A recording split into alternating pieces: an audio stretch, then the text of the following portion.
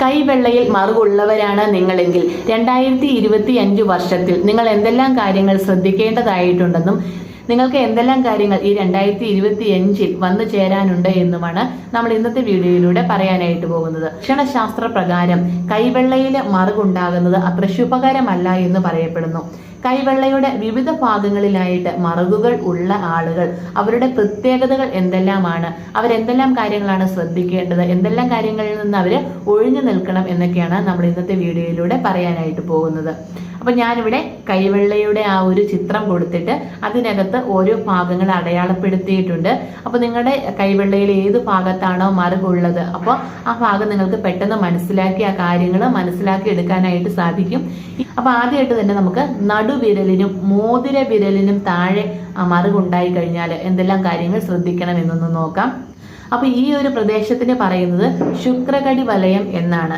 ഈ പ്രദേശത്ത് മറുകുകൾ ഉണ്ടാകുന്നത് വിപരീത ഫലമാണ് നൽകുന്നത്. അതായത് നല്ല പ്രവൃത്തികളിൽ നിന്നും സൽചിന്തകളിൽ നിന്നും ഇക്കൂട്ടർ വ്യതിചലിക്കാനുള്ള സാധ്യത കൂടുതലാണ്. കാരണം എന്ന് പറയുന്നത് ഇവർ ചെയ്യുന്ന പ്രവൃത്തികളെല്ലാം എതിർ ദിശയിലുള്ള ആളുകൾക്ക് അത് ആ രീതിയിൽ മനസ്സിലാക്കാൻ പറ്റിയെന്ന് വരില്ല. അപ്പോൾ ഒരു വാക്കുതർക്കം ഉണ്ടാകുന്ന സമയങ്ങളിലാണെങ്കിലും അതല്ലെങ്കിൽ മറ്റെന്തെങ്കിലും കാര്യങ്ങളിൽ അഭിപ്രായം പറയേണ്ടി വരുമ്പോഴും ഒക്കെ ഇവർ പറയുന്ന കാര്യങ്ങൾ അത് കറക്റ്റായിട്ട് ആയിരിക്കുകയല്ല അതിൻ്റെ ഒരു റിസൾട്ട് കിട്ടുന്നത്. അത് ഓപ്പോസിറ്റ് രീതിയിലേക്ക് തന്നെ ചെന്ന് ഇവരിലേക്ക് തന്നെ അത് തിരിച്ച് ആ ഒരു നെഗറ്റീവ് വരാനുള്ള സാധ്യത കൂടുതലാണ്. അപ്പം ഇങ്ങനെ അഭിപ്രായം പറയുന്ന സന്ദർഭങ്ങളൊക്കെ ഉണ്ടെങ്കിൽ ശുക്രകടി വലയത്തിൽ മറുകുള്ള ആളുകൾ ഒന്ന് ശ്രദ്ധിക്കേണ്ടതായിട്ടുണ്ട്. അപ്പോൾ അങ്ങനെയുള്ള സന്ദർഭങ്ങളിൽ നിന്ന് അവർ ഒഴിഞ്ഞു നിൽക്കാനാണ് ശ്രദ്ധിക്കേണ്ടത്. ഇനി അടുത്തത് കൈവെള്ളയുടെ ഏറ്റവും താഴെയായിട്ട് ചെറുവിരലിന്റെ ഭാഗത്തുള്ള പ്രദേശമാണ് ചന്ദ്രമണ്ഡലം എന്ന് പറയുന്നത്. ഇവിടെ മറുകുള്ളവർക്ക് വിവാഹയോഗം വൈകാൻ സാധ്യതയുണ്ട്. ജലം നിമിത്തം അപകടമുണ്ടാകാനുള്ള സാധ്യത ഇക്കൂട്ടർക്ക് ഏറെ ആയതിനാൽ ആഴമുള്ള ജലാശയങ്ങളിൽ നിന്ന് അകലം പാലിക്കാൻ വേണ്ടിയിട്ട് ശ്രദ്ധിക്കേണ്ട കാര്യമുണ്ട്. അപ്പൊ ഇങ്ങനെയുള്ള ആപത്തുകളൊക്കെ വരാൻ സാധ്യതയുള്ളത് കൊണ്ട് തന്നെ ഇവര് ജലം നിമിത്തമുള്ള കാര്യങ്ങളിലൊന്നും പോയി എടുത്തു ചാടാതിരിക്കുക കൂട്ടും. ഇനി ചൂണ്ടുവിരലിന് താഴെയുള്ള പ്രദേശമാണ് വ്യാഴമണ്ഡലം എന്ന് പറയുന്നത്. ഈ പ്രദേശത്ത് മറുകുള്ളവർക്ക് ദാമ്പത്യ കലഹം പതിവായിരിക്കും. പ്രവർത്തനങ്ങളിലെല്ലാം തടസ്സങ്ങൾ നേരിടുന്നതും സാധാരണയാണ്. ഉദ്ദേശിച്ച കാര്യങ്ങൾ നേടിയെടുക്കാൻ മറ്റുള്ളവരെ അപേക്ഷിച്ച് കൂടുതൽ പരിശ്രമം ഇക്കൂട്ടർക്ക് ആവശ്യമായിട്ട് വരുന്നുണ്ട്. അപ്പൊ അതുകൊണ്ട് തന്നെ നിങ്ങൾ മനസ്സ് വിഷമിപ്പിക്കാതെ കാര്യം നടക്കുന്നില്ല എങ്കിൽ പോലും വീണ്ടും ആ കാര്യത്തിന് വേണ്ടിയിട്ട് പരിശ്രമിച്ചുകൊണ്ടിരിക്കുക. അങ്ങനെയാണെങ്കിൽ മാത്രം നിങ്ങൾക്ക് വിജയം കണ്ടെത്താനായിട്ട് സാധിക്കും. ഇനി അടുത്തതായിട്ട് നമുക്ക് നടുവിരലിന് താഴെ ഹൃദയരേഖയ്ക്ക് മുകളിലായി ഉള്ള സ്ഥാനമാണ് ശനിമണ്ഡലം എന്ന് പറയുന്നത്.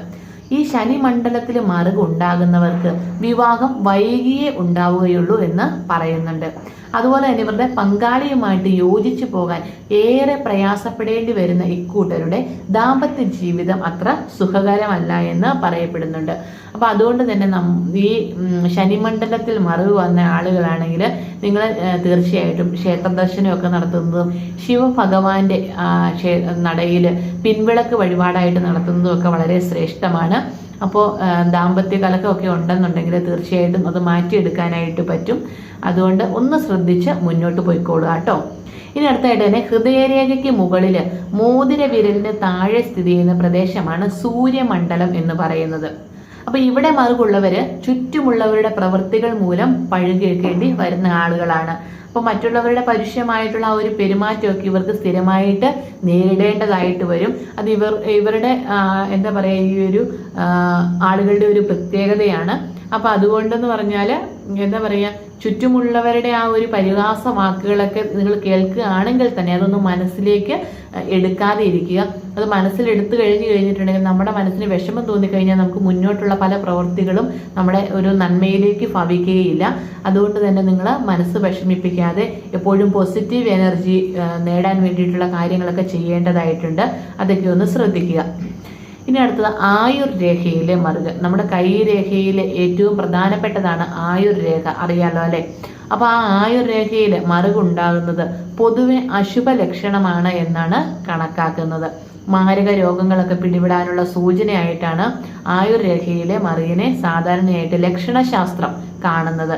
അതുകൊണ്ട് തന്നെ ആ ഭാഗത്ത് മറുകുള്ള ആളുകളാണെങ്കിൽ തീർച്ചയായിട്ടും നിങ്ങൾ അതിന് വേണ്ട നമ്മുടെ ആയുസ്സിന് വേണ്ടിയിട്ടുള്ള, നമ്മുടെ ആരോഗ്യത്തിന് വേണ്ടിയിട്ടുള്ള, നമുക്ക് എന്തെങ്കിലും ശാരീരിക ബുദ്ധിമുട്ടുകൾ ഉണ്ടെങ്കിൽ അത് മാറി കിട്ടാനുള്ള വഴിപാടുകളൊക്കെ നടത്തേണ്ടത് വളരെ നല്ലതാണ്. നമ്മൾ ശനിയാഴ്ച ദിവസങ്ങളിൽ ശിവക്ഷേത്രത്തിൽ നീരാഞ്ജനമൊക്കെ നടത്തുന്നത് വളരെ നല്ലതാണ്. അതുപോലെ മൃത്യുഞ്ജയ പുഷ്പാഞ്ജലിയൊക്കെ നടത്തുന്നത് വളരെ ശ്രേഷ്ഠമാണ്. അപ്പം ഇങ്ങനെയുള്ള കാര്യങ്ങളൊക്കെ ഒന്ന് ചെയ്യാൻ വേണ്ടിയിട്ട് ശ്രദ്ധിക്കുക. ഇങ്ങനെ ആയുർരേഖയിൽ മറുകുണ്ടായിട്ടുള്ള ആളുകൾ ഉണ്ടെങ്കിൽ. ഇനി ശിരോരേഖയിൽ മറുകുണ്ടായി കഴിഞ്ഞാൽ, ഈ ശിരോരേഖയിൽ മറുകുണ്ടായി കഴിഞ്ഞാൽ അവർക്ക് മൈഗ്രെയിൻ പോലെയുള്ള ശിരസ് സംബന്ധമായിട്ടുള്ള അസുഖങ്ങൾ പിന്തുടരാൻ സാധ്യതയുള്ള ഒരു കാലമാണ്. അപ്പം അതുകൊണ്ട് ഇങ്ങനെ ശിരോരേഖയിൽ മറുകുണ്ടായ ആളുകൾ അങ്ങനെയുള്ള എന്തെങ്കിലും ബുദ്ധിമുട്ടുകൾ തോന്നുകയാണെങ്കിൽ തീർച്ചയായിട്ടും അതിന് നമ്മൾ പരിഹാരം നേടേണ്ടതായിട്ടുണ്ട്. ഇനി അടുത്ത് നമുക്ക് ഭാഗ്യരേഖയിലെ മറുകിനെ കുറിച്ച് നോക്കാം. നമുക്ക് വന്നു ചേരേണ്ട ഭാഗ്യങ്ങൾക്കെല്ലാം തടസ്സമായി ഭവിക്കുന്ന ഒന്നാണ് ഭാഗ്യരേഖയിലെ മറുക എന്നാണ് പറയുന്നത്. അതിനാൽ തന്നെ ചെറിയ വിജയങ്ങൾക്ക് വേണ്ടി പോലും ഇക്കൂട്ടർ കഠിന പരിശ്രമം നടത്തേണ്ടതായിട്ട് വരും. അപ്പോൾ ഭാഗ്യരേഖയിൽ മറുകുണ്ടെങ്കിൽ എനിക്ക് നല്ലതാണ് എന്ന് ആരും വിചാരിക്കേണ്ട. അത് അത്ര ശ്രേഷ്ഠമാണ് എന്ന് പറയപ്പെടുന്നില്ല. അപ്പം നമ്മൾ ഭാഗ്യം കൊണ്ടുവരാൻ വേണ്ടിയിട്ട് 2025 നമ്മൾ ഭാഗ്യസൂക്ത അർച്ചനയൊക്കെ നടത്തുക, നമ്മുടെ പക്കപ്പിറന്നാളിനൊക്കെ നമ്മൾ ശിവക്ഷേത്രത്തിൽ ധാരയൊക്കെ നടത്തുക. അങ്ങനെയൊക്കെ ചെയ്യുന്നത് മുഖാന്തരം നമുക്ക് ഭാഗ്യം നമ്മളിലേക്ക് കൊണ്ടുവരാനായിട്ട് സാധിക്കും. അപ്പൊ ഇങ്ങനെയുള്ള കാര്യങ്ങളാണ് ലക്ഷണശാസ്ത്രത്തിൽ ഈ മറുക് സംബന്ധമായിട്ട് പറയപ്പെടുന്നത്. അപ്പോൾ ഇങ്ങനെ മറുകുള്ള ആളുകൾ ഞാൻ ഈ പറഞ്ഞ കാര്യങ്ങളൊന്ന് ജസ്റ്റ് ഒന്ന് മനസ്സിൽ വെച്ചേക്കുക, അതനുസരിച്ചൊന്ന് പ്രവർത്തിക്കുക. നിങ്ങൾക്ക് ഇങ്ങനെയുള്ള സാഹചര്യങ്ങളൊക്കെ വരുന്നുണ്ട് എങ്കിൽ തീർച്ചയായിട്ടും നിങ്ങളതൊന്ന് ശ്രദ്ധിച്ച് മുന്നോട്ട് പോകാൻ വേണ്ടിയിട്ട് നോക്കുക. പേടിക്കാൻ വേണ്ടിയിട്ട് പറഞ്ഞതല്ല, അപ്പോൾ എല്ലാവരും ശ്രദ്ധിക്കാൻ വേണ്ടിയിട്ട് പറഞ്ഞതാണ്. നിങ്ങൾക്ക് ഇന്നത്തെ വീഡിയോ ഉപകാരമായിട്ടുണ്ടെന്ന് വിചാരിക്കുകയാണ്. അതേപോലെ തന്നെ എല്ലാവരെയും ഈശ്വരൻ അനുഗ്രഹിക്കട്ടെ എന്ന് പ്രാർത്ഥിച്ചുകൊണ്ട് അടുത്തൊരു നല്ല വീഡിയോയുമായിട്ട് നമുക്ക് വീണ്ടും കാണാം. നന്ദി, നമസ്കാരം.